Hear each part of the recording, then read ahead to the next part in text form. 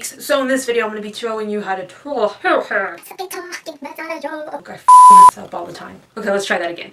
I'm going to be showing you how to turn yourself into the leader of the White Walkers from Game of Thrones in this tutorial. This is probably the hardest tutorial I've done so far on this channel. It is very detailed. I'm absolutely in love with this look. Of course it isn't going to be accurate, but I am using body paint. I'm not using prosthetics to do this. Well, only really a bald cap, but this right here, this is Play-Doh. It's not actual prosthetics, but I try to do the best that I could using face paints and eyeshadows. This channel, I really want to have a lot of viewer involvement in it. I really want to do tutorials that you guys want to see. I want to do videos that you guys want to see. I want to ask you guys questions and get to know more about you guys. So I really would love to know what some requests you guys might have are down below, so I can start getting an idea of what is it that you guys want to see, and I can start creating some looks that you guys really want to see. So please leave your requests down below. I'm definitely going to be doing some of them. And with all that being said, I hope you guys enjoyed the video. Please give it a thumbs up if you like it, and subscribe to my YouTube channel so you'll be notified every single time I upload. With that being said, let's begin. So I've got this bald cap on my hat, and I didn't place it properly with liquid latex and spirit gum just because honestly the edges of it didn't have to be blended in for this look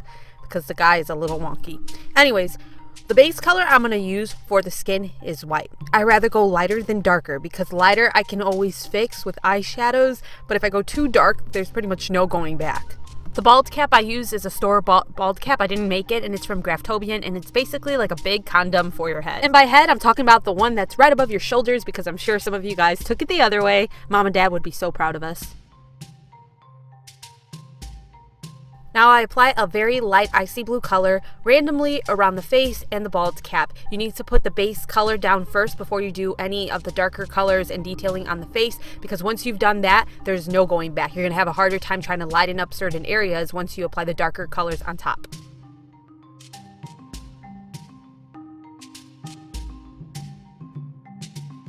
Now take your black paint and use it to start creating a more angry expression on your face. So basically you're just outlining your brow bone and making it look a little bit angrier.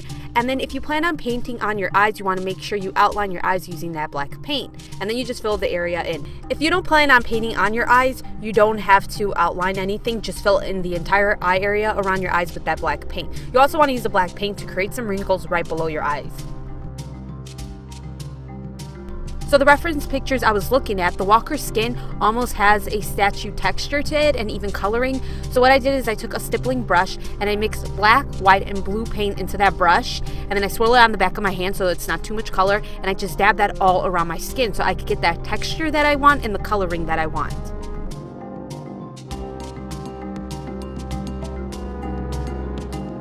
This is where all the detailing really comes into play. You're going to take a black eyeshadow and a makeup brush that is very thin. I'm using actually a paintbrush that is very thin, and you're going to start drawing on these wrinkles. They look like wrinkles. I don't know if it's wrinkles. I don't know if it's just markings in his skin, but I'm just going to call it wrinkles. And you're going to use that black eyeshadow to start drawing on all the wrinkles. And the reason you're going to be using black eyeshadow is you don't want these lines to look so harsh because it's going to look more like a painting. I wanted to get the look to look as realistic as I can without making it look like a painting or a drawing, even though I am using paints. I just wanted there to be some realisticness and softness to the face rather than a bunch of black harsh lines. On top of the head, you want to go with a stone design, so it kind of looks like there's a bunch of cracks, like sidewall cracks on top of the head, not really wrinkles. And then you want to make sure you create wrinkles under your eyes with that eyeshadow. And then to make your nose look different, you just draw on a new nostril shape right outside of your nostrils and a new nose shape right outside of your nose shape. And to make yourself look a little bit angrier, you can add wrinkles around the nose.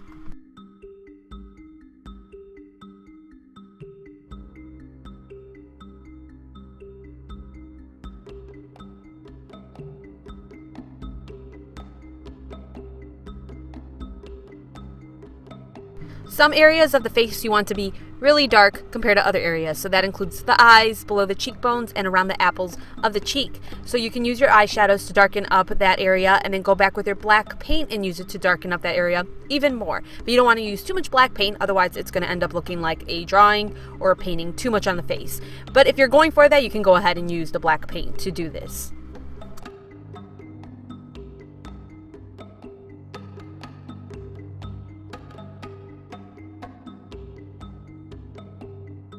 I ended up taking a fluffy brush and just pouncing that black eyeshadow all over the top of the bald cap just because I wanted it to look a little bit more messy like the face, because the face looks messy because of the wrinkles on the face. So I wanted to make sure it just blended nicely together. Once I've done that, I start to paint the eyes. So you're going to want to use a very icy blue color as the base color for your eyes. Then use a white paint to highlight the center of the eye, so the area that's going to be around the pupil. Then use a darker sort of icy blue color to outline the eye. Then use your black paint to paint the pupil of the eye on. You want to do all of these steps to get the eye to look as realistic as you possibly can get it to look.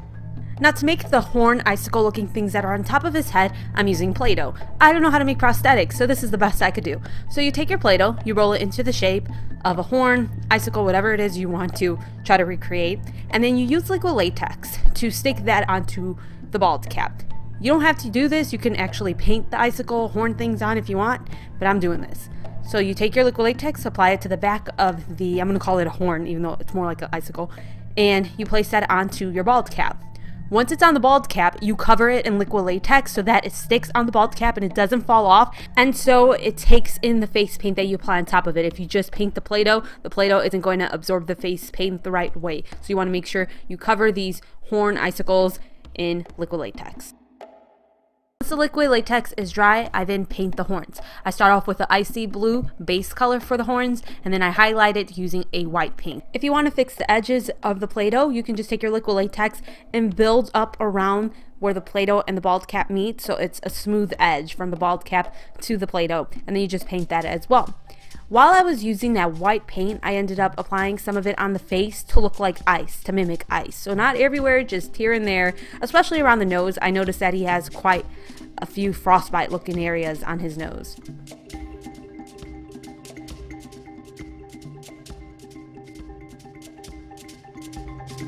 To further help the horns blend into the bald cap and with the makeup, you can go back with your black paint and just apply it around the horn so that it just blends in nicely with the rest of the makeup and it doesn't look like these random things that are just sitting on top of your head. Right now I'm just painting the lips. You paint the lips the exact same way you painted the face. I just like to paint my lips last because I like to eat and drink while I'm filming, and once I've got makeup on my lips, I don't like to eat or drink because I don't like getting makeup on my cup or my food is just really gross to me. Now we're going to move on to painting the rest of the body. You're going to mix together a greenish, bluish, gray color. Honestly, that's what it looks like to me. And you're going to use that to paint around your neck. So the color of whatever it is that he is wearing, it's like an armor almost. Then you want to darken up that color a little bit, the one you just applied around the collar, and you're going to use that to paint the armor that is right below it. So that's going to be the base color of the armor that's right below it, and then the armor that is around the arm. I ended up applying too much blue paint into that mixture for the one that is around the arm, but I ended up eventually fixing it. You want the area around your neck and then the area that's near your chest to be two different colors so that people could differentiate between the two so it doesn't look like one article of clothing. It's really hard to tell from the pictures what exactly the color of the armor is because it's like there's filters and stuff in the TV show that makes it look more icy, I think. And I know there's a lot of CGI that goes on, so it's just kind of hard to emulate that onto my skin by mixing the body paints. I just try to mix them to get the colors that I saw in the pictures. So I don't know if they're totally accurate, but if you want to do them differently, you can go ahead and do that. There's a lot of detailing that's going to go on right now using your black paint. You're going to use it to outline all the edges of the armor, so around the collar and where it is around the arms near the shoulders, and then you're going to start painting on the detailing that is on the armor. There's some lines that are going through it, and you want to outline that pendant that is above the chest. I don't know if it's a pendant or exactly what it is, but I'm just saying pendant. Around the arm, you're going to paint on a bunch of lines that just go all around the arm to kind of look like straps. I didn't do too much detailing around this area just because I was painting this look for so long that at a certain point I was just like, okay, people will get the gist of what you're supposed to do, because it's just like, it was a lot for me. And then you want to take the black paint and you're going to start painting on these ridges that are around the collar.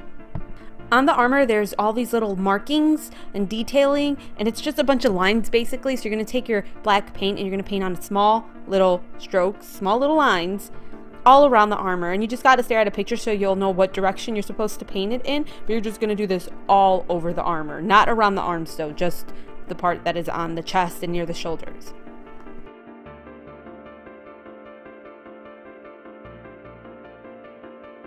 Now you want to take a very shimmery greenish blue eyeshadow and apply that on top of the armor to give it that sheen that you want, kind of like steel. You don't want it to look exactly like steel. Like I said, you want it to have that green and blue color to it, but you need that shine there. And that's why you're going to apply this shimmery color all over the armor. And you want to use that to start highlighting where the pendant is, that design that's in the center of it.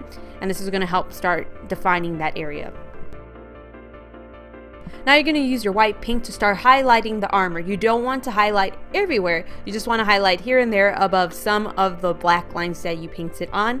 And then you use it to highlight around the collar and around the lines that are on the longer lines that are on the armor. And then you use it to start defining where the pendant is. So that shape that's on the pendant, it kind of reminds me of two arrows, just like, or more like two triangles, I guess, that are like very oblong.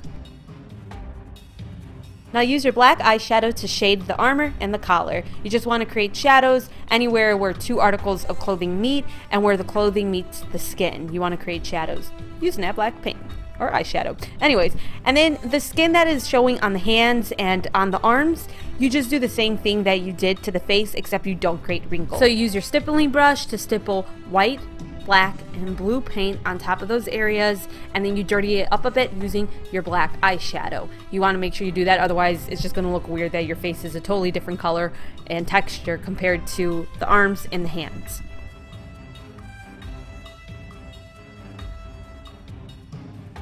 Thanks a lot for making it to the end of this video. I hope you guys enjoyed it. Don't forget to subscribe to my YouTube channel so you'll be notified every single time I upload. And if you want to see more of me, make sure you click one of the links down below and you can check out another video of mine. With that being said, I'll let you guys go. Bye.